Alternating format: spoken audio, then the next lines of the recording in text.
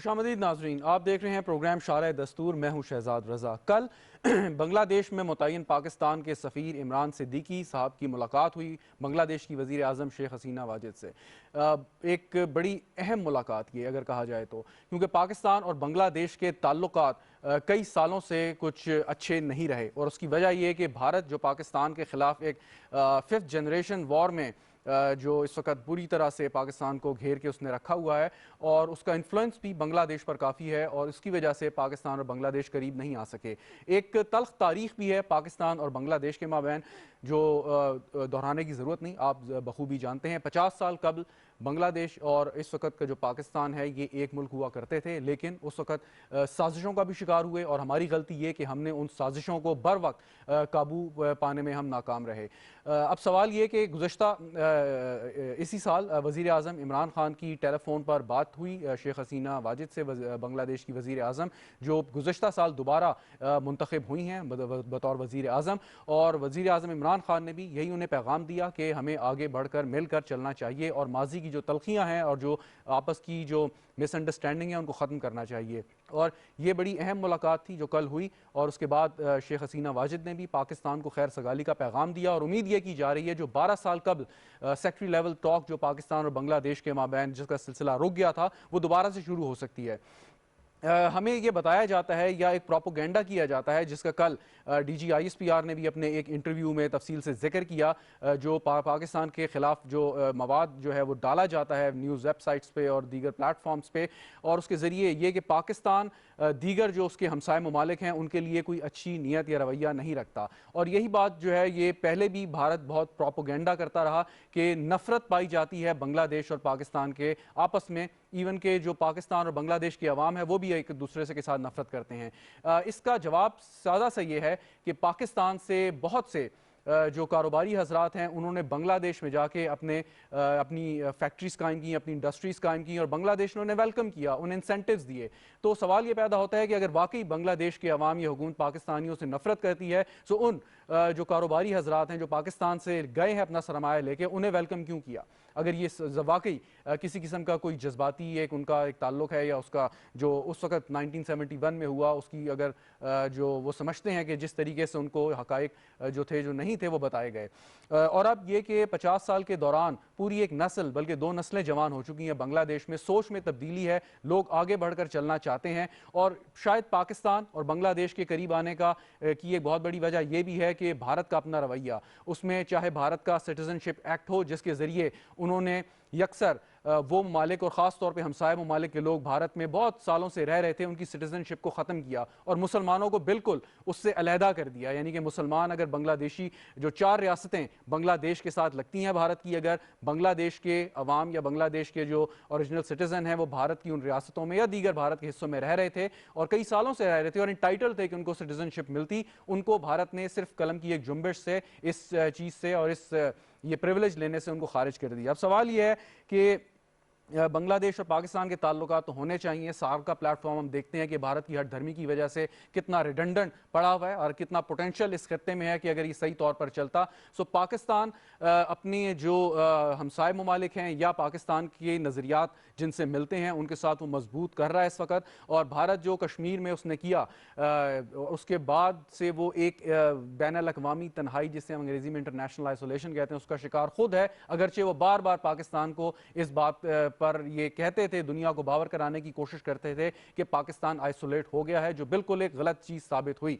इसके साथ साथ चाइना के साथ पाकिस्तान का जो एक ताल्लुक है, चाहे वो सकाफती हो चाहे वो मुआशी हो, वो उसने भी एक बड़ी मदद की है बांग्लादेश और पाकिस्तान के ताल्लुकात को करीब लाने के। चाइना का भी इकोनॉमिक इंटरेस्ट है बांग्लादेश में और पाकिस्तान के साथ, तो जैसे हमने CPEC का एक बहुत बड़ा जो एक विजन है ये, और भारत जिसको सबोताज करने की कोशिश भी कर रहा है, तो ये भी देखा गया कि जिस मुल्क के साथ चीन के ताल्लुकात अच्छे हैं वो अल्टीमेटली पाकिस्तान के साथ ताल्लुकात अच्छे करने की कोशिश करता है because of the proximity between China and Pakistan. इस पर हम गुफ्तगू करेंगे और कल की जो अहम मुलाकात थी उस पर भी बात करेंगे। इससे पहले कि मैं अपने दीगर मेहमानों का तारुफ कराऊं, हमारे साथ फॉरेन ऑफिस के तर्जुमान जाहिद हफीज चौधरी साहब मौजूद हैं। बहुत शुक्रिया चौधरी साहब, आपको आवाज़ आ रही है मेरी? जी अस्सलाम वालेकुम जी। I can. बहुत शुक्रिया चौधरी साहब वक्त निकालने का और बगैर कुछ वक्त ज़ाया किए कल की जो मुलाकात थी इस पर थोड़ी सी रोशनी डालिएगा कि मुलाकात तो हुई, बहुत अच्छी हुई जो हमें खबर मिली। अब इसका फॉलो अप क्या होगा? कोई मुज़ाकरात शुरू होने का इम्कान है नियर फ्यूचर में? किस तरीके से होगा? कोई डेलीगेशन आएगा या हमारी तरफ से वहाँ जाएगा? जी अस्सलाम वालेकुम। पहले तो आपने बड़ी तफसील के साथ अपने इंट्रोडक्शन में इसका अहाता किया पाकिस्तान और बांग्लादेश के रिलेशंस का। उसमें जो मुलाकात हुई हमारे एम्बेसडर की इमरान सिद्दीकी, वहाँ पे प्राइम मिनिस्टर साहब पे उन्होंने कॉल ऑन किया। मीटिंग बहुत अच्छी रही। उसमें उन्होंने पाकिस्तान की तरफ से नेक तमन्नाएं जो है वो ख्वाहिशात उनका इजहार किया, जिसे रेसिप्रोकेट किया बांग्लादेश की प्राइम मिनिस्टर ने। उसके अलावा पहले भी अगर आप देखें तो रेगुलर इंटरेक्शन हमारा उनके साथ, जुलाई में प्राइम मिनिस्टर इमरान खान साहब ने जो है वो बात की थी इनसे फोन पे इनकी खैरियत दरियाफ्त करने के लिए जब इनकी आई की सर्जरी हुई थी। उससे पहले 18th नैम समिट हुई थी बाकू में अक्टूबर 2019 में। वहाँ पे हमारे प्रेसिडेंट आरिफ अलवी साहब गए हुए थे, तो उनकी मुलाकात इनसे हुई। उसके अलावा हमारे फॉरेन मिनिस्टर साहब जो है उनकी अपने काउंटर पार्ट से जो है वो बात हुई, मुतअद्दिद बात। फॉरेन सेक्रेटरी साहब की अपने काउंटर पार्ट से हुई। फिर आपने देखा कि बांग्लादेश की क्रिकेट जी टीम ने पाकिस्तान का दौरा किया, इंतहाई कामयाब। तो एंगेजमेंट हमारी जो है वो मुसलसल उनके साथ है। उसके अलावा एग्जिस्टिंग प्लेटफॉर्म्स भी हैं, मैकेनिज्म भी हैं, जिनके जरिए हमारा जो दो मुल्कों के दरमियान कॉपरेशन है उसे एनहांस करने के लिए जो है वो बात जी होती है। बिल्कुल सही कह रहे तो हैं। हम ये समझते हैं कि जो हमारी गवर्नमेंट ऑफ पाकिस्तान की इस वक्त फॉरेन पॉलिसी का जो एक अहम सुतून है वो है बेहतर relations with all countries in the region. Very right. तो उसके मुताबिक हम बाकी ममालिक के अलावा बांग्लादेश के साथ भी करीब इंतहाई मजबूत ताल्लुकात और अच्छा सर। कॉपरेशन को एक्सपेंड करने जी के लिए कोशिश कर रहे हैं और वो करते रहेंगे। जी सर, और correct me if I am wrong के एम्बेसडर साहब की इससे पहले बांग्लादेश के सेक्रेटरी खारजा से भी मुलाकात हो चुकी है। सो क्या हम उम्मीद करें कि दोनों ममालिक के सेक्रेटरी खारजा भी इन करीब मिलेंगे? जी उसमें जिस तरह मैंने कहा कि जी एग्जिस्टिंग मैकेनिज्म जो है वो दोनों ममालिक के दरमियान मौजूद हैं। हम ये समझते हैं कि उन मैकेनिज्म को भी हमें जो है वो और ज़्यादा इफेक्टिव तरीके से आगे लेके चलना है। इसी तरह पीपल टू पीपल कॉन्टैक्ट जो है, खास तौर पे मैं यहाँ पे मेंशन करना चाहूँगा कि बिजनेस कम्युनिटी, दोनों ममालिक की जो बिजनेस कम्युनिटी है उनका आपस में मिलना, इकट्ठे आगे बढ़ना, मैं ये समझता हूँ कि ये बहुत ज़रूरी है। दोनों मुल्कों के मुफाद में है और दोनों मुल्कों की बिजनेस कम्युनिटी और अवाम के भी मुफाद में है। हम्म। और यकीनन कि जैसे कल DGISPR ने भी अपना तफसीली एक इंटरव्यू में कहा कि 5th जनरेशन वॉर, और जिसमें प्रोपोगेंडा एक अहम टूल है उसका, मुख्तलिफ प्लेटफॉर्म भारत इस्तेमाल करता है पाकिस्तान के खिलाफ। तो ये पाकिस्तान और भारत के बांग्लादेश के दरमियान जो ये एक गर्म जोशी है और ताल्लुकात बेहतर बनाने की बात है, यकीनन ये न्यू दिल्ली को नागवार गुजरेगी और सही तौर पर उसको नहीं लिया जाएगा और अपनी वही ट्रेडिशनल टैक्टिक्स इस्तेमाल की जाएंगी। इस चीज़ को दोनों ममालिक किस तरीके से आपके ख्याल में कंट्रोल कर सकते हैं? देखिए भारत का इस वक्त एंटी पाकिस्तान प्रोपेगेंडा जो है वो तो किसी से छुपा हुआ नहीं है। जो रोल वो प्ले कर रहा है बाकी खिते के ममालिक में ट्रबल्स क्रिएट करने के लिए, हमने अभी अपना रिसेंटली डोडियर या वो आपने देखा कि किस तरह वो पाकिस्तान के अंदर रियासती जी दहशत गर्दी के अंदर मुलविस है। लेकिन बाकी खिते के जितने ममालिक हैं उन सब को भी इस वक्त भारत की जो पॉलिसीज हैं वो नजर आ रही हैं कि किस तरह वो एक वहाँ पे मुसलमानों के मुखालिफ मजबूत तरीके से और मजबूत तरीके से एक वहाँ पे कैंपेन चला रहे हैं। और इसी तरह उनका जो एक रीजनल हेजेमनी का डिज़ाइन है उस सारे को देखते हुए खत्ते के जितने भी ममालिक हैं उन सब के अंदर एक तशवीश बिल्कुल ठीक। पाई जाती है। तो बांग्लादेश के कॉन्टेक्स्ट में मैं ये कहूँगा कि being a Muslim country, Bharat के अंदर इस वक्त जो मुसलमानों के साथ रवैया अपनाया हुआ है वो जाहिर है कि एक तशवीश का बायस पूरी दुनिया के मुसलमानों वेरी के राइट। लिए है। बहुत शुक्रिया वजारत खारजा के तर्जुमान जनाब जाहिद हफीज़ चौधरी साहब हमारे साथ मौजूद थे। इस वक्त हमें ज्वाइन कर रहे हैं डॉक्टर रिफत हुसैन साहब, किसी तारुफ के मोहताज नहीं है, फॉरेन पॉलिसी पर गहरी नज़र रखते हैं। बहुत शुक्रिया डॉक्टर साहब आपका। एम्बेसडर नफ़ीस ज़िक्रिया साहब हमारे साथ मौजूद हैं, अगेन जानी मानी शख्सियत हैं। नफ़ीस ज़िक्रिया साहब आपका भी बहुत शुक्रिया। Air vice marshal Shahzad Chaudhry दिफाई तज्जिया कार हैं, वो भी हमारे साथ मौजूद हैं। शहजाद चौधरी साहब आपका भी बहुत शुक्रिया। ज़िक्रिया साहब आपकी जानिब पहले आता हूँ मैं, और ये गुफ्तगू आपने सुनी, फ़ॉरेन ऑफिस के तर्जुमान हमसे भी बात कर रहे थे। सवाल यह है कि 50 साल होने को आए सकूत ढाका को, लेकिन जिस तरीके से हम आपस के ताल्लुकात बेहतर कर सकते थे वो नहीं कर पाए। खालिदा ज़िया की हुकूमत आई, ताल्लुकात बेहतर हो गए, शेख हसीना वाजिद आई, ताल्लुकात ख़राब हो गए। तो ऐसा क्यों हुआ कि मतलब हम बावजूद इसके कि हम मज़हब हमारा एक है, इकट्ठे ही रहे हैं, अगरचे उस वक्त जो भी कुछ हुआ, तो वो भुला के और मिसअंडरस्टैंडिंग्स को ख़त्म करके हम आगे क्यों नहीं बढ़ पाए थे अभी तक? देखिए, बिस्मिल्लाहिर्रहमानिर्रहीम, अस्सलाम वालेकुम। शुक्रिया बहुत बहुत। मेरे ख्याल में जाहिद हफीज़ चौधरी साहब ने एक तो लुबे-लुबाब बताया कि बांग्लादेश जो है एक इस्लामी मुल्क है और पाकिस्तान की जो फॉरेन पॉलिसी है उसका एक अहम जुज जो है वो तमाम इस्लामी ममालिक के साथ जो है रवाबत को इम्तियाजी तौर पर बल्कि प्रायोरिटी के ऊपर जो है इनके साथ वो करना है, मजबूत करना है और उनको लेके चलना है जी। एक तो हमारा ये कंसिडरेशन। दूसरी चीज़ ये है कि जिस आपने जिक्र किया कि ये ताल्लुकात जो है जिसमें एक वाटरशेड आया, लेकिन फिर इसमें जब 1974 में जो एग्रीमेंट साइन हुआ अप्रैल में, उस एग्रीमेंट की स्पिरिट यही थी कि जो कुछ हुआ उसको हम पसपोश डालें और उसके बाद हम आगे की तरफ देखें। और ये एग्रीमेंट, ये अंडरस्टैंडिंग जो है लीडरशिप लेवल के पर हुई थी। गवर्नमेंट पाकिस्तान ने उस स्पिरिट को हमेशा ही मेंटेन किया और उस स्पिरिट को लेके आगे चलते रहे, क्योंकि कायद-ए-आज़म के भी बुनियादी उसूल यही था कि हमने तमाम ममालिक के साथ जो है अपने रवाबत अच्छे रखने।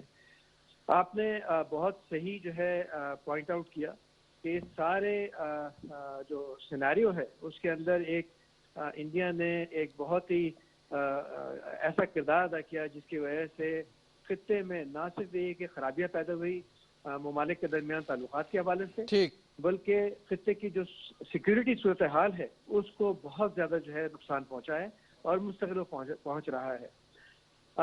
इंडिया ने वहाँ पर अपना जिस तरीके से जाल बिछाया है उसके हवाले से मैं आपकी सिर्फ तवज्जो इस तरफ दिलाऊंगा कि प्राइम मिनिस्टर मोदी जो है वो जब बांग्लादेश गए थे, 2016 की बात है, और ढाका में जो है उन्होंने अपनी स्पीच के अंदर जो ब्रीफिंग थी या जो भी उनका एड्रेस था उसके अंदर इस चीज़ को एडमिट किया था कि इंडिया ने एक किरदार अदा किया था 1971 में।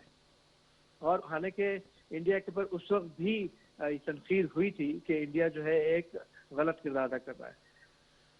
आपने इंडिया की जाहिद हफीज़ ने भी जो है मेंशन किया और आपने मेंशन किया कि इंडिया किस तरीके से पाकिस्तान के हवाले से डिस इन्फॉर्मेशन कैंपेन और प्रोपेगेंडा चलाता रहा है। जी जी, इसकी सबसे बड़ी मिसाल मैं आपको दूं कि जी। डिसइंफो लैब जो है यूरोपियन यूनियन की, उसने भी एक बहुत बड़ी रिवोल्यूशन की थी last year, end of last year, जिसमें उसने बताया कि किस तरीके से 400 से जायद जो है कई सौ जो है वेबसाइट इंडिया ने लॉन्च की हुई है पाकिस्तान के खिलाफ प्रोपेगेंडा करने के लिए। तो मेरे ख्याल में हमारे सामने जो है ये सारी चीजें हैं और ये सारे वो चीजें हैं जिसके तहत ये कहा जा सकता है कि who is playing a dirty game in the region. Very right. मैं वापस आता हूँ सर, मैं वापस आता हूँ आपकी जानिब। एवीएम साहब ये ज़रा बताइए, अभी मेंशन किया ज़िक्रिया साहब ने 1974 का ट्राईपार्टाइट एग्रीमेंट जो था और उसके तहत यही था कि अब आगे बढ़ेंगे और वो सो कॉल्ड जो भी मामला थे या आप जिसे दावा करते थे कुछ वॉर क्राइम्स थे उसके ऊपर बात नहीं होगी। शेख हसीना वाजिद के वालिद साहब शेख मुजीबुर रहमान जो बानी हैं उन्होंने ये एग्रीमेंट किया, लेकिन अब शेख हसीना वाजिद ने कुछ अरसे पहले वो दोबारा से मामला उठाया, कुछ सजाएं भी दी और वो ट्रायल हुए, दुनिया को भी दिखाने की कोशिश की। आप समझते हैं कि अब जो ये एक गर्म जोशी आई है ये क्या है? इसको कैसे उन्होंने रियलाइज़ किया कि पाकिस्तान से ताल्लुकात बेहतर करने, बावजूद उसके कि उस एग्रीमेंट की वायलेशन भी उन्होंने की थी? मेरी नज़र में दो तीन चीज़ें हैं जो कि हमें ख्याल रखने की ज़रूरत है। एक तो ये कि बांग्लादेश खुद पिछले एक दहाई में 10-15 साल 20 साल में बहुत सिक्योर हुआ है अपने तौर पर।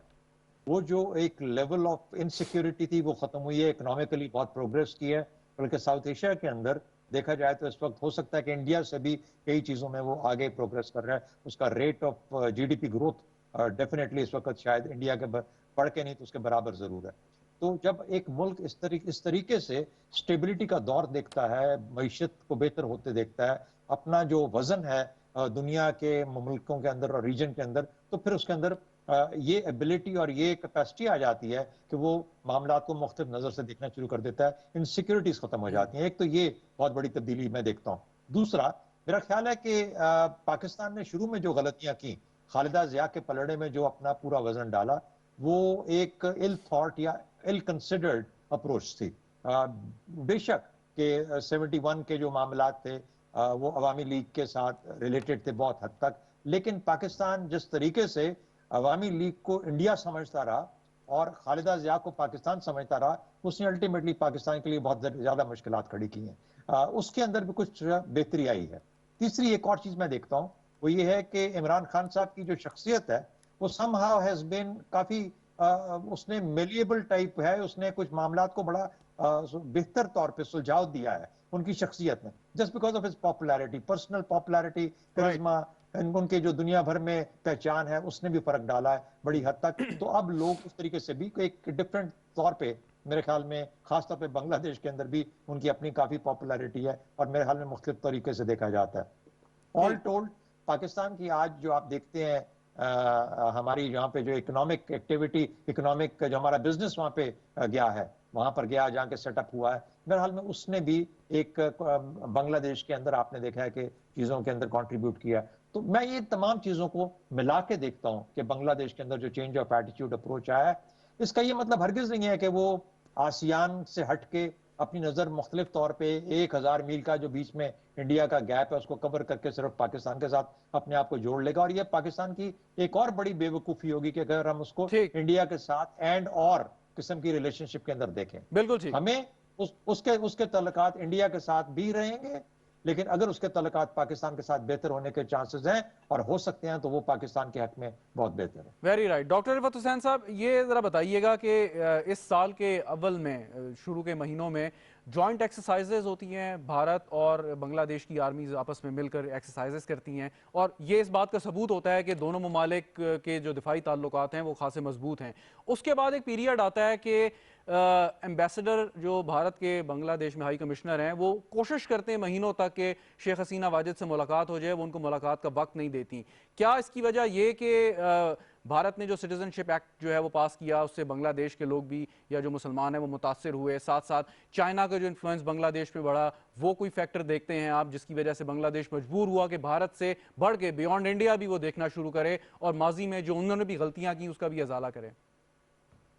जी शुक्रिया शहजाद। मैं समझता हूँ कि ये दो फैक्टर्स जिनका आपने जिक्र किया है, खासतौर पर भारत के जो सिटीजनशिप एक्ट के हवाले से और भारत का जो रवैया अपने नेबर्स के साथ है, खासतौर पर जो बाकी सार्क मुल्कों के साथ है। आपको पता है कि Bangladesh was the founding member of the SAARC और उनके इनिशिएटिव से वो सार्क जो है वो वजूद में आई थी। लेकिन भारत ने पिछले 4-5 साल से उनकी कोशिश की है कि सार्क की मीटिंग जो है वो कम से कम जब पाकिस्तान उसको होस्ट कर रहा है तो उसका इनेकाद ना होने पाए। तो इससे भी उनको बांग्लादेश को एहसास हुआ है कि जब तक वो इस किस्म की जो इलाकाई तावन की जो तंजीम है जिसको वो फाउंडिंग मेंबर है उसके हवाले से वो भारत भी कोई उनकी मदद करने के तैयार नहीं है। और भारत को अब ये बांग्लादेश को इस बात का भी इदराक हो गया है कि उसका रियल एनिमी जो है वो ना पाकिस्तान है और ना ही छोटे ममालिक है जो कि साउथ एशिया के अंदर है, बल्कि उसका रियल एनिमी जो है जिसके हेजेमोनिक एम्बिशंस हैं उसके वाले से वो मजबूर कर रहा है कि जो बांग्लादेश जो है वो उनकी फॉरेन पॉलिसी की लाइन को टो करे, वो भारत है। और ये एहसास जो है वो आहिस्ता आहिस्ता मेरे ख्याल में हसीना वाजिद को भी हो रहा है, उनकी पार्टी को भी हो रहा है, खासतौर पर जब से पिछले साल से वो दोबारा मुंतखब होकर आई हैं। तो जैसा कि शहजाद चौधरी ने भी कहा कि उनके अंदर ये इदराक पाया जाता है कि इस वक्त बांग्लादेश को एक आज़ाद खारजा पॉलिसी की जरूरत है और उस आज़ाद खारजा पॉलिसी के तहत बांग्लादेश अपने मफाद को पेश नजर रखते हुए दूसरे ममालिक के साथ तल्लुकात को बेहतर करने की कोशिश करेगा। तो ये सारे फैक्टर्स जो हैं। अच्छा सर, एक one quick question before I take a break. एक मुख्तसर सवाल ब्रेक से पहले, वो ये कि 50 साल का अरसा गुजर चुका है उस साने को, उसके बाद जो जनरेशन आई हैं, आपके ख्याल में उनकी सोच मुख्तलिफ यकीनन होगी बनिस्बत उन लोगों के जिन्होंने 1971 का वो पीरियड देखा, और अब वो अगर पॉलिसी मेकिंग में आ रहे हैं, सो इससे आइंदा आने वाले सालों में मजीद बेहतरी आप देखते हैं आएगी ताल्लुकात में और बांग्लादेश में रहने वालों की सोच में? जी बिल्कुल, आप सही कह रहे हैं, एक जनरेशनल चेंज है। मुझे 3-4 साल पहले बांग्लादेश विजिट करने का भी इत्तेफाक हुआ, तो वहाँ पे लोगों से जो उनकी खास तौर पर यंगर जनरेशन थी, जो यूनिवर्सिटी के स्टूडेंट्स थे, ढाका यूनिवर्सिटी के, उनसे भी मुलाकात हुई। तो उसके दौरान मुझे एक विजिबल चेंज नजर आया, और मैं उस चेंज की बुनियाद के ऊपर मैं होप कर रहा था कि ये जो वाजिद हसीना साहब की जो हुकूमत जो है, उसके रवैये में भी तब्दीली आएगी। और ये बड़ी खुशाइन बात है, उस जनरेशनल चेंज की वजह से वो जो लेगेसी है, बिटर लेगेसी, जिसका जिक्र नफीस ज़कीर साहब ने भी किया और आपने भी किया, तो वो बिटर लेगेसी जो है वो अब हमें कम नजर होती हुई आ रही है। और हिंदुस्तान का जो असली चेहरा है, उसकी जो मैनिपुलेशन है, अपने जो पॉजिटिव उसका एटीट्यूड है अपने नेबर्स के साथ, वो भी मेरे ख्याल के अंदर बांग्लादेशियों को उस बात का भी एहसास हो रहा है। और भारत ने खासतौर पर जिस तरीके से अपनी जो बांग्लादेश की क्रिकेट खेलने की जो टीम है, देखो पाकिस्तान के हवाले से वो चाहते हैं कि पाकिस्तान के साथ ताल्लुकात को बेहतर रखें, उसको भी उन्होंने किस तरीके से सबवर्ट करने की कोशिश की है। तो ये सारी चीजें इकट्ठी हो रही हैं, और जिसकी वजह से बांग्लादेश के अंदर एक नया एटीट्यूड, एक नया शौर पैदा हो रहा है। बिल्कुल नया एटीट्यूड हो रहा है और नई जनरेशन है, सोच नई है, और उससे यकीनन बेहतरी की उम्मीद हम करते हैं। नाज़रीन, वक्फा लेते हैं, वक्फे के बाद गुफ्तगू जारी रहेगी, साथ रहिएगा।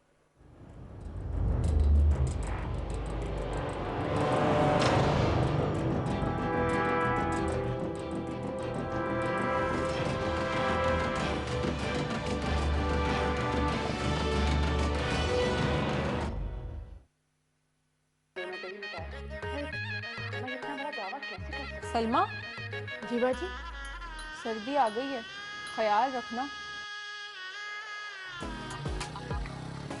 अंकल जी,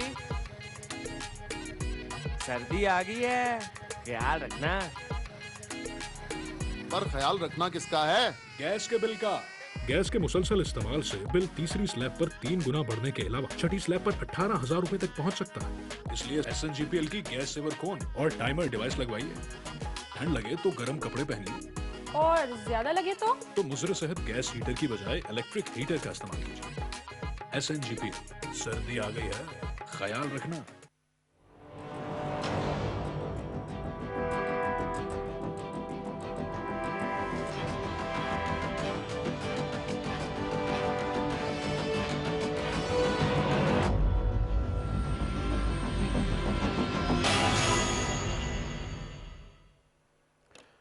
प्रोग्राम में एक बार फिर खुश आमदीद नाज़रीन। बात कर रहे थे पाकिस्तान और बांग्लादेश के ताल्लुकात की। AVM शहजाद चौधरी साहब, डॉक्टर रिफत हुसैन साहब और नफीस ज़करिया साहब हमारे साथ मौजूद हैं।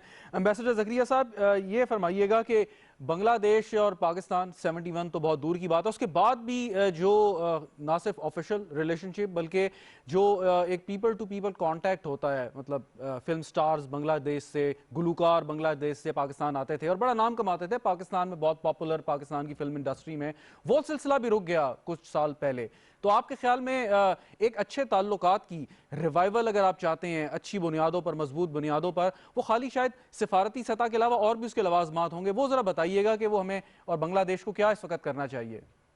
देखिए, एक तो पहले आप ये परसेप्शन जो है हमें शायद चेंज करना होगा कि पाकिस्तान ने हर दौर में, चाहे किसी का दौर हुकूमत रहा हो, हमेशा से ये वाज़ेह तौर पर पैगाम मैसेज कन्वे किया है उनको कि हम उनके साथ अच्छे ताल्लुकात चाहते हैं और जो कुछ माजी में हो चुका है उसको भूल कर हमें आगे बढ़ना होगा। राइट, ये हमारा मौक़िफ़ हमेशा रहा है, चाहे वहाँ पर किसी की हुकूमत रही है। ठीक।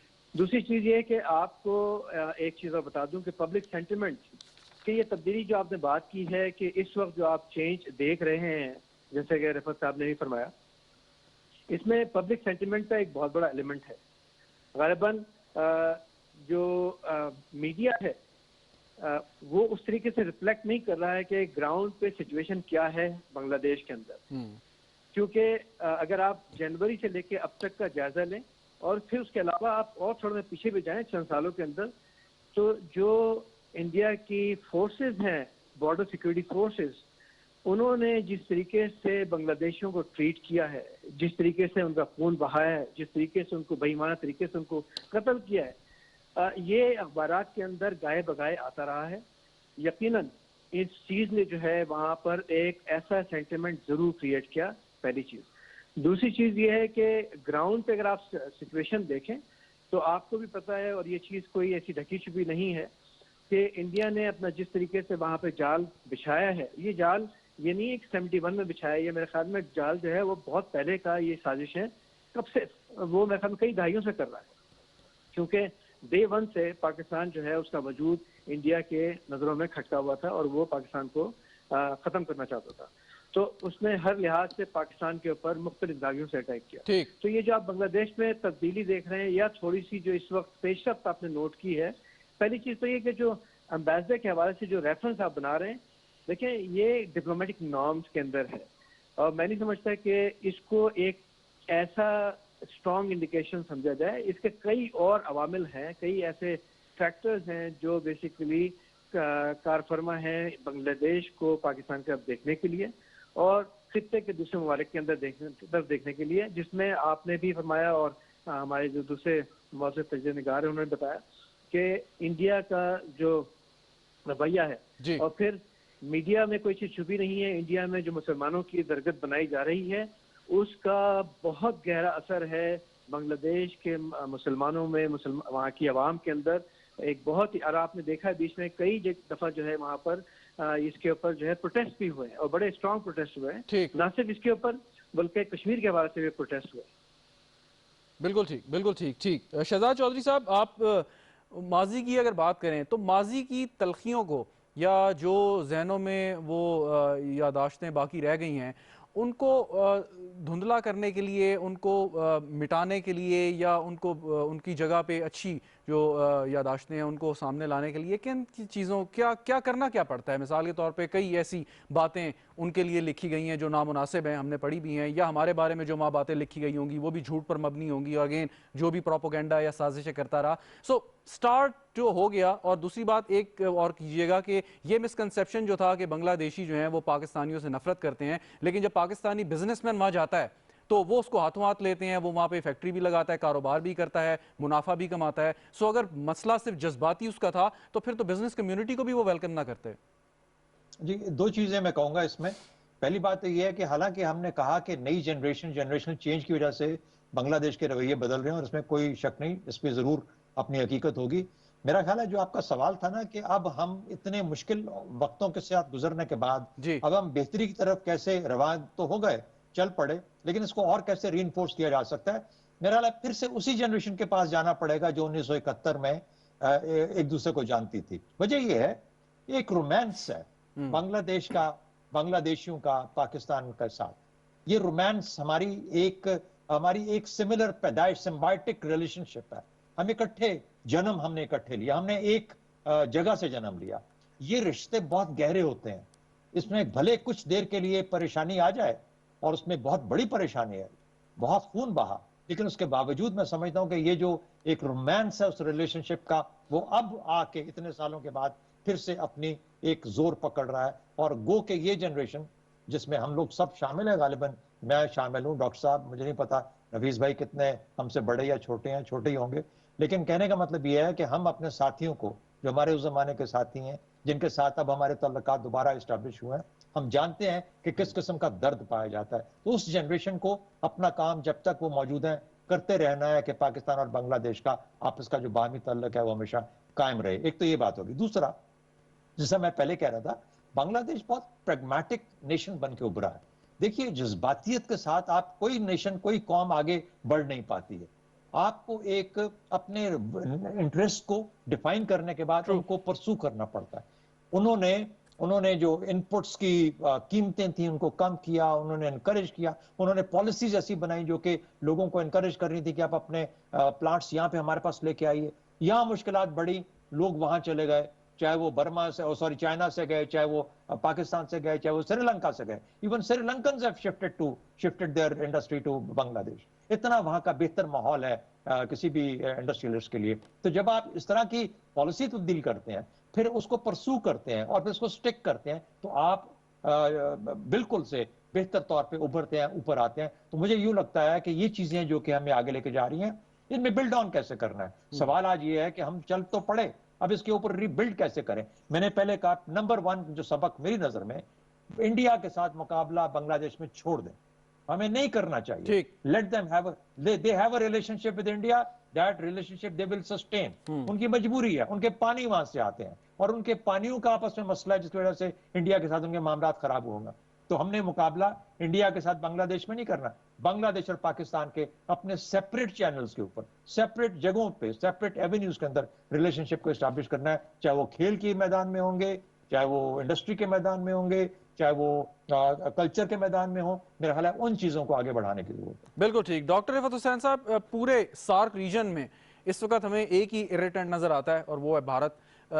चाहे इकोनॉमिक कोऑपरेशन हो, रीजनल कोऑपरेशन हो और आपके कल्चरल टाइज हों, वो सारे के सारे इस वजह से रुक जाते हैं कि भारत कहीं ना कहीं कोई प्रॉब्लम क्रिएट कर देता है। अब एक रियलिटी तो है, उसके साथ हमने रहना है, चाहे हम उसको अच्छा समझें, बुरा समझें, इसको मतलब एक्सेप्ट करें या ना करें, but India is a reality. So इस इरिटेंट की मौजूदगी में पाकिस्तान अपने टाइज किस तरह फर्दर कर सकता है, और क्या जब तक भारत इसी तरीके से रहेगा, रीजनल जो कोऑपरेशन का एक जो हम बार बार जिक्र करते हैं, उसकी पॉसिबिलिटी आप देखते हैं या नहीं देखते?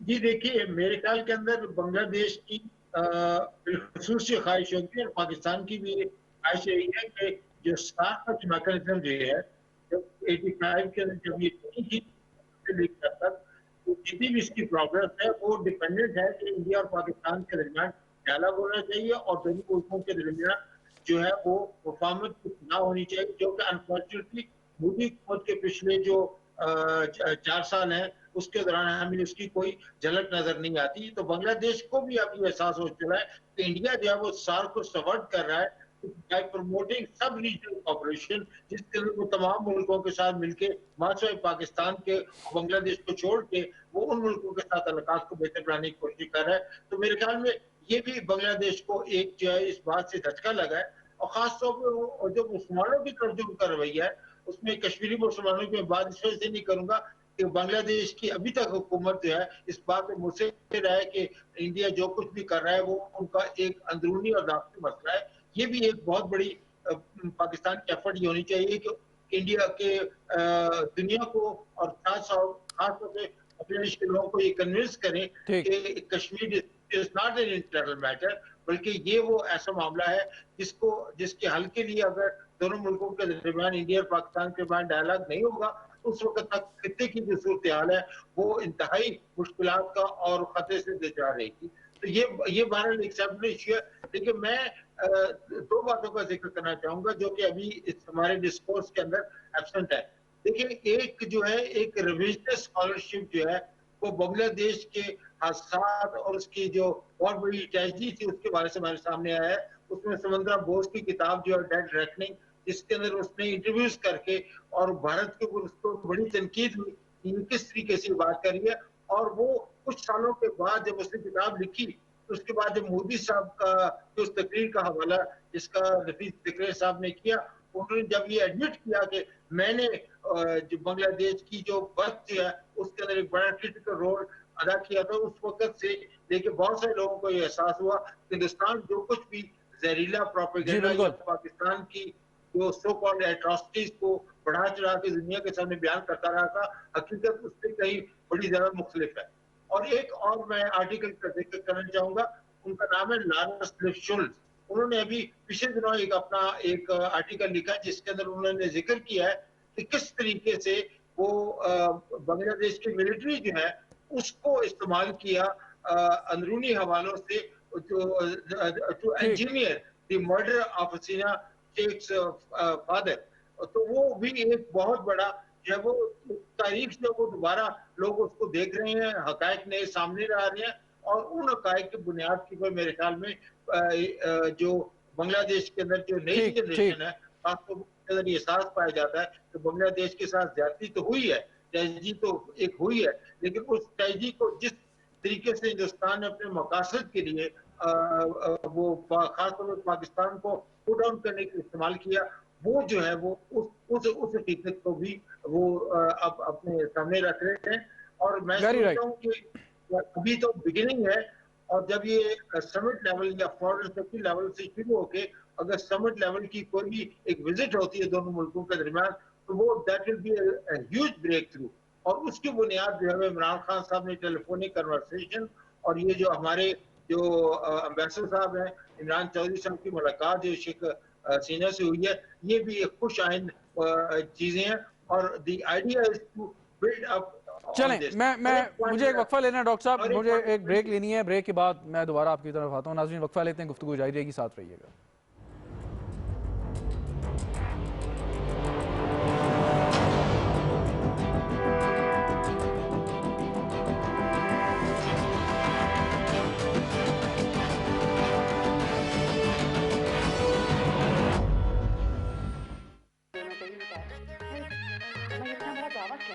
सलमा, जीवा जी, सर्दी आ गई है, ख्याल रखना। अंकल जी, सर्दी आ गई है, ख्याल रखना। पर ख्याल रखना किसका है? गैस के बिल का। गैस के मुसलसल इस्तेमाल से बिल तीसरी स्लैब पर 3 गुना बढ़ने के अलावा छठी स्लैब पर 18,000 रुपए तक पहुंच सकता है। इसलिए SNGPL की गैस सेवर कोन और टाइमर डिवाइस लगवाइए। ठंड लगे तो गर्म कपड़े पहनिए, और ज्यादा लगे तो मुजर सेहत गैस हीटर की बजाय इलेक्ट्रिक हीटर का इस्तेमाल कीजिए। SNGPL, सर्दी आ गई है, ख्याल रखना। फौरी खबर हो, राय या तज्जिए, डिजिटल दुनिया में आपके साथ साथ PTV न्यूज की सोशल मीडिया प्लेटफॉर्म्स पर बढ़ती मकबूलियत, टॉक शोज, खसूसी रिपोर्ट्स और आगाही के पैगामात की फौरी रसानी के लिए पेश।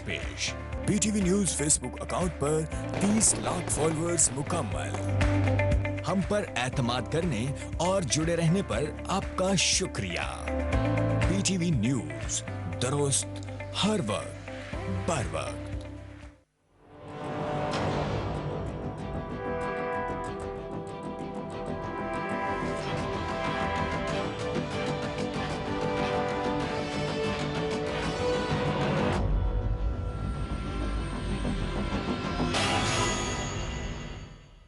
प्रोग्राम में एक बार फिर खुशामदीद नाज़रीन। वक्फे से पहले हम गुफ्तगू कर रहे थे पाकिस्तान और बांग्लादेश के ताल्लुकात की। जिक्र करेंगे भारत का पाकिस्तान के खिलाफ जो एक ऐलान जंग है, 5th जनरेशन वॉर, जिसका जिक्र DG ISPR भी और पाकिस्तान के तर्जुमान वज़ीर ख़ारजा इवन के प्राइम मिनिस्टर वज़ीर इमरान खान भी बार बार कर चुके हैं।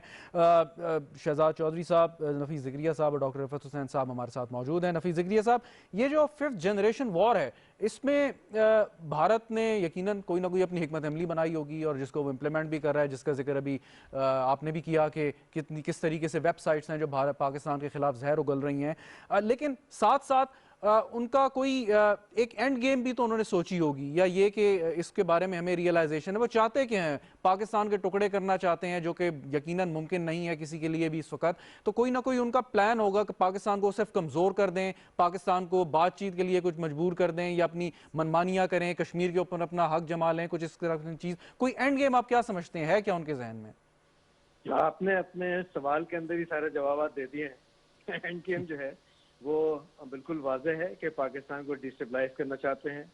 बड़ा वाज़ेह है कि पाकिस्तान को हर लिहाज से नुकसान पहुंचाना चाहते हैं। मेरे ख्याल में आपका जो एक सवाल था कि अब ये बांग्लादेश के साथ हम अपने जो ताल्लुकात है उसको कैसे बढ़ावा दे सकते हैं जी, तो जैसे रफ़त हुसैन साहब ने फरमाया कि एक्सचेंजेस जो है एट द लीडरशिप लेवल और फंक्शनरीज लेवल के ऊपर जो है वो बहुत ज़रूरी है, क्योंकि इसके बगैर जो ताल्लुकात हैं उनको आप कोई एक डायरेक्शन नहीं दे सकते, एक इम्पेटस नहीं दे सकते। दूसरी चीज़ ये है कि ये बहुत अहम है कि ये जो प्रोपेगेंडा है जिसकी बुनियादें बिल्कुल ही बेबुनियाद हैं, जिसमें उन्होंने जिसको यूज़ करते हुए इंडिया ने एक नफरत का बड़ा ही गहरा जाल और बड़ा वसी जाल फैलाया बांग्लादेश के अवाम, तो उसको ज़रूरी है कि हम उसको टैकल करें। ज़रूरी है कि बांग्लादेश के अवाम को ये पता होना चाहिए कि जो कुछ उन तक कन्वे किया जाता है या किया जाता रहा है वो बेबुनियाद है और इसमें हकीकत नहीं है कि जिस तरीके से वो पाकिस्तान को मलाइन करते रहे हैं या पाकिस्तान की आर्मी को मलाइन करते रहे हैं और पाकिस्तानियों के खिलाफ पाकिस्तान के हवाले से जो है वो जहर उगलते रहे। मैं भी जानता हूँ, आप भी जानते हैं, और दुनिया जान चुकी है कि इन सारी चीज़ों के पीछे जो है इंडिया का हाथ मौजूद है। इंडिया खाली बांग्लादेश ही की सरजमीन के ऊपर ये काम नहीं करा पाकिस्तान के खिलाफ, बल्कि उसने श्रीलंका की सरजमीन को भी इस्तेमाल किया, उसने नेपाल की सरजमीन को इस्तेमाल किया पाकिस्तान के खिलाफ। अब वो आपको पता है कि पिछले कई सालों से अफगानिस्तान की सरजमीन को इस्तेमाल कर रहा है पाकिस्तान के खिलाफ। और उसमें चक हेगल साहब जो है उन्होंने 2001 में अपने लेक्चर के अंदर बताया था, जो कि 2003 में चीज सामने आई थी और वो रिकॉर्ड पे मौजूद है। उन्होंने कहा था कि इंडिया अफगानिस्तान से पाकिस्तान के अंदर ट्रबल फाइनेंस करता है। और ये अब जो ISPR का प्रेशर आया था और हमारे फॉरेन मिनिस्टर ने जो है इसके बारे में जो कुछ भी बताया है, ये सारी जो है कड़ियां अगर आप मिलाएं तो आपके सामने बिल्कुल वाज़ेह तौर पे आता है कि ये एक अरसे दराज से साजिश ये इंडिया कर रहा है कि किस तरीके से पाकिस्तान को जो है डिस्ट्रैक्ट किया जाए। बिल्कुल ठीक, बिल्कुल ठीक। शहजाद चौधरी साहब, आपने अभी वज़ीर आज़म इमरान खान की शख्सियत का जिक्र किया था, और अगर कंपेयर करें, नरेंद्र मोदी एक काबिल नफ़रत इंसान है, उसके अपने मुल्क में बहुत से लोग उससे नफ़रत करते हैं, पाकिस्तान में तो खैर नरेंद्र मोदी के सपोर्ट का कोई शख्स सोच भी शायद ना सके। लेकिन जो वज़ीर आज़म इमरान खान की शख्सियत है, बिकॉज ऑफ हिज जो उनका पास्ट है एज अ क्रिकेटर भारत के अंदर, वो खुद कहते हैं जितना भारत उन्होंने ट्रैवल किया शायद ही किसी ने किया, और जितनी दोस्तियाँ या लोग हैं, इस शख्सियत को कि एक पाकिस्तान का वज़ीर आज़म है जो एक्सेप्टेबल है बहुत से उन भारतीयों के लिए जो उसको देखते हैं, या पुराना इमेज जो उनके जहन में महफूज है, ये पाकिस्तान अपने एडवांटेज में कैसे इसको इस्तेमाल कर सकता है? नहीं, देखिए, पाकिस्तान ने तो हाथ बढ़ाया है और उनको बताया, और इमरान खान साहब ने भी कहा है कि मैं अपने तल्लुकात बेहतर चाहता हूं भारत के साथ। लेकिन जाहिर है कि ताली और दोनों हाथों से बजती है, हैंडशेक के लिए यू नीड 2 हैंड्स। तो दूसरा हाथ जब तैयार ना हो हाथ मिलाने के लिए, तो फिर आपको अपने तौर पर जिस किस्म का आपके साथ, जिस किस्म के मुल्क के साथ आपका वास्ता पड़ रहा है, उस किस्म का ताल्लुक रखना पड़ता है। तो ये हमारी बदकिस्मती है, लेकिन ये हमेशा नहीं रहेगा। देखिए, नरेंद्र मोदी ने लूज किया है बिकॉज ऑफ हिज पर्सनैलिटी, उसकी अपनी अप्रोच, उसका तरीका, उसकी सोच, हिंदुत्व की सोच जिसको वो लेके चल रहा है, वो बजाते खुद उसकी पर्सनैलिटी के अंदर उसको सामने आ गया। तो जब आप पर्सनैलिटीज का मुकाबला करते हैं तो आपको एक तरफ इमरान खान जैसी पर्सनैलिटी नजर आती है, हरदिल अजीज है, पॉपुलर है, एक प्रैग्मेटिस्ट है, एक चलना चाहता है, सबको साथ लेके सब दोस्ती की चाहता है, और दूसरी तरफ नरेंद्र मोदी है। याद रखें, स्ट्रक्चर्स के साथ साथ 2 स्ट्रक्चर्स का जिक्र किया है, एकेडमिक स्ट्रक्चर्स का डॉक्टर साहब ने, और वो फिर इंस्टीट्यूशनल स्ट्रक्चर्स जो कि नफीस ज़करिया साहब ने कहा। एक एक्स फैक्टर होता है, और एक्स फैक्टर हमेशा पर्सनैलिटीज होती हैं लीडर्स की, और जो एक्स फैक्टर है वो आपको मोदी की शक्ल में नेगेटिव नजर आता है, इमरान खान की शक्ल में पॉजिटिव नजर आता है। हमारे हाथ खुले हैं हाथ मिलाने के लिए, अगर भारत आगे आना चाहता है तो ये उसकी मर्जी। अच्छा, एक चीज और बता दीजिए वेरी क्विकली कि भारत में बीजेपी या कांग्रेस, बज़ाहिर तो इन्हीं की हुकूमत मुस्तकबिल में भी नजर आ रही है, बीजेपी का जो एक जो उसकी एक माजी में जो जिस तरीके से वो चलते थे, जो उनके रहनुमा थे, वो उसमें बड़ी तब्दीली है, और जिस तरीके से सैफ्रनाइजेशन हुई है और एक रेडिकल और हार्ड लाइनर किस्म के जो एलिमेंट हैं उन्होंने टेक ओवर कर लिया है बीजेपी को। और कांग्रेस का भी पास जो है 1971 कांग्रेस की हुकूमत। हम क्या एक्सपेक्ट करें कि इवन अगर नरेंद्र मोदी नहीं भी होता, जो पार्टी स्ट्रक्चर अब वहाँ पे ऐसे बन चुके हैं कि हमारे लिए मुश्किल होगी किसी भी किस्म का जो है वो नॉर्मलाइज करने की सूरत हाल को। देखिए, वो जरा निफासत से काम करते हैं, काम वही करते हैं लेकिन निफासत से करते हैं कांग्रेस वाले। बाकी ये लोग जो हैं ये अलग ऐलान करते हैं, तो ये फर्क है दोनों के अंदर, काम दोनों का एक ही है। मेरा ख्याल है कि देखिए, द रियलिटीज ऑफ कोएग्जिस्टेंस, ये जियोपॉलिटिकल रियलिटीज है ना, जो आपके अवाम के अंदर से एक जिस किस्म के आपके डिटर्मिनेंट्स हैं, यही आपको मजबूर करते हैं कि आप अपने रवैयों को बदलें। पाकिस्तान अगर वहां पे पहुंचा है जहां पर उसने रियलाइज किया है कि कोएग्जिस्टेंस, अपने पड़ोसियों के साथ अच्छे तल्लुकात जरूरी हैं, हम सबके इंटरेस्ट में, उनके इंटरेस्ट में, हमारे सबके इंटरेस्ट में, हमें उम्मीद रखनी चाहिए कि भारत के अंदर भी इस किस्म का प्रेशर उनके लोगों में से जनरेट होगा जो कि उनके लीडर्स को तब्दील होने पे मजबूर करेगा। फाइनली जी, डॉक्टर रफ़त हुसैन साहब, आपके एकेडमिक एक्सपीरियंस और तजर्बे का फ़ायदा उठाते हुए 1648 में दुनिया ने ट्रीटी ऑफ वेस्टफेलिया के जरिए तस्लीम कर लिया था कि बॉर्डर की रिस्पेक्ट करनी है। मेरे ख्याल में भारत में जो रहनुमा इस वक्त हैं उन्होंने शायद वो ट्रीटी नहीं पढ़ी, उनकी कॉपी उन्हें भिजवानी चाहिए, बताना चाहिए कि बॉर्डर की रिस्पेक्ट कैसे की जाती है। पाकिस्तान एक इंडिपेंडेंट मुल्क है, और वहाँ पे अंदर जिस तरह आप ये 5th जनरेशन वॉरफेयर आपने इस पाकिस्तान के खिलाफ जो है जारी रखी हुई है, इसका कोई फ़ायदा नहीं होगा। अपनी ऑब्लिगेशन, अपनी जिम्मेदारियों को उन्हें समझना चाहिए। डॉक्टर साहब। जी बिल्कुल सही कह रहे हैं। मेरे ख्याल के अंदर बांग्लादेश के अंदर भी इस चीज का एहसास मौजूद है और रीजन के अंदर भी इस चीज का एहसास मौजूद है कि जिस किस्म की सबवर्शन की गेम हिंदुस्तान खेल रहा है अपने हमसाय ममालिक के साथ, खासतौर पर जिसका फोकस पाकिस्तान के ऊपर है, उससे जो है वो क्या हासिल करना चाहता है। यानी this is strategic question that needs to be posed. उसका मतलब उसका बुनियादी तौर पर मकसद ये है कि जितनी भी कोऑपरेशन की जो एवेन्यूज हैं उनको बंद करके हिंदुस्तान अपनी जो अपनी ताकत के जोर के ऊपर और अपने डिप्लोमेटिक प्रेशर को इस्तेमाल करते हुए वो गालिब आना चाहता है। लेकिन डॉक्टर साहब एक सवाल है मेरा, की वजह से डॉक्टर साहब एक वक्त बचा लूं, डॉक्टर साहब वक्त बचाते हुए कि मुआशी हालत जी डॉक्टर साहब एक सवाल सुन लीजिए जी, एक सवाल सुन लीजिए कि बावजूद इसके कि पाकिस्तान और अफगानिस्तान के ताल्लुकात में सर्दमहरी भी आई थी माजी में, लेकिन पाकिस्तान हमेशा कहता रहा कि स्टेबल अफगानिस्तान पाकिस्तान के हक में है, पाकिस्तान उससे फायदा उठाएगा अगर अफगानिस्तान स्टेबल होगा। सो भारत को क्या ये चीज रियलाइज क्यों नहीं होती कि अगर उसके नेबर स्टेबल होंगे इकोनॉमिकली अदरवाइज तो ये उसके फायदे की बात है? ये देखिए वो तो मेरे ख्याल के अंदर वो आपको ये सवाल मोदी हुकूमत से पूछिए और उसका जवाब मुझे तो कम से कम सामने ये आ रहा है कि India is pursuing A policy which is ethically and strategically blind policy, यानी वो काउंटर प्रोडक्टिव भी है और उससे जो मकासद हासिल करना चाहता है वो मकासद इसको कभी भी हासिल नहीं होंगे। तो ये मेरे ख्याल में हिंदुस्तान के लिए एक बहुत बड़ा एक सबक भी है कि they should learn from their mistakes जो कमिट करते जा रहे हैं, जो ब्लंडर्स करते जा रहे हैं। लेकिन हिंदुस्तान की मेरे ख्याल के अंदर उनके अंदर दे आर विसरली, खासतौर पर मोदी हुकूमत की जो मोदी साहब की जो शख्सियत है, जो उनकी लीडरशिप है, दे आर विसरली incapable of learning from their mistakes. बहुत बहुत शुक्रिया डॉक्टर रिफत हुसैन साहब, हमारे साथ आप मौजूद थे। नफीस ज़िक्रिया साहब, AVM शहजाद चौधरी साहब, नाज़रीन गुफ्तगू आपने सुनी और जैसे डॉक्टर रिफत हुसैन साहब कह रहे थे लर्न फ्राम योर मिस्टेक, या अपने माजी में जो आपने किया उससे सबक सीखना चाहिए। लेकिन वो बड़ा फेमस एक बर्नार्ड शॉ का कॉल है कि what we have learn from the history that we have learn nothing from the history. तो नरेंद्र मोदी की हुकूमत ने ना कुछ सीखा है, ना शायद उनका सीखने का इरादा है, लेकिन पाकिस्तान के इरादे जो हैं वो मजबूत हैं। पाकिस्तान की लीडरशिप इस वक्त एक सफ़े पे है। जिस तरीके से कल भी बात की गई कि पाकिस्तान को जिन चैलेंजेस का सामना है, हमें पता है भारत किस तरीके से पाकिस्तान को डिस्टेबलाइज करने की कोशिश कर रहा है और उसी वजह से पाकिस्तान ने हर मौके पे भारत के खिलाफ जो भी ठोस शवाहिद थे वो दुनिया के सामने पेश किए हैं ताकि ये जवाब ना रह जाए किसी किस्म का, और भारतीय प्रोपोगेंडे का भरपूर जवाब देने का हमें इरादा भी रखते हैं, देते भी रहे हैं। और यकीनन पाकिस्तान के अवाम, पाकिस्तान की सियासी क़यादत और पाकिस्तान के इदारे जब इकट्ठे होंगे, सो चाहे जितना मर्जी मजबूत दुश्मन हो भारत की शक्ल में या कोई और, वो कभी भी पाकिस्तान की कौम के अज़्म को शिकस्त नहीं दे सकता। इसी के साथ प्रोग्राम का वक्त ख़त्म हुआ। इजाज़त दीजिए, खुदा हाफ़िज़।